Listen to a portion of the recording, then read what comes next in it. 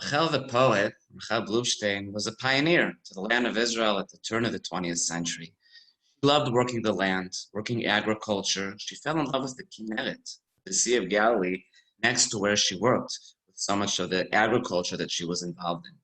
Unfortunately, later on in her life, we're talking now in the 1920s, she gets sick, and she's unable to live in the land and work the agriculture she so much enjoyed earlier on in her life.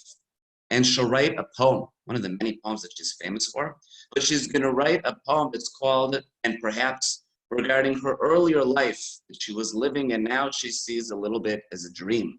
And with the background of her grave over here, she passed away at the young age of 41 in 1931.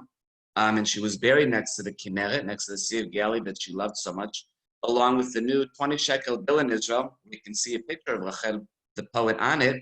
Let's read this poem in which she talks about her yearning to the earlier part of her life that she loved so much, but she couldn't do anymore because she was sick.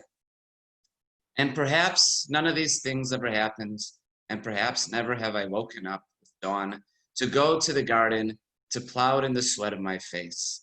Never during those long and hot days of harvest, atop a wagon loaded with sheaves, have I broken into song.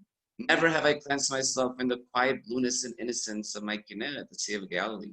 Oh, my Kinneret, were you there, or was it all a dream?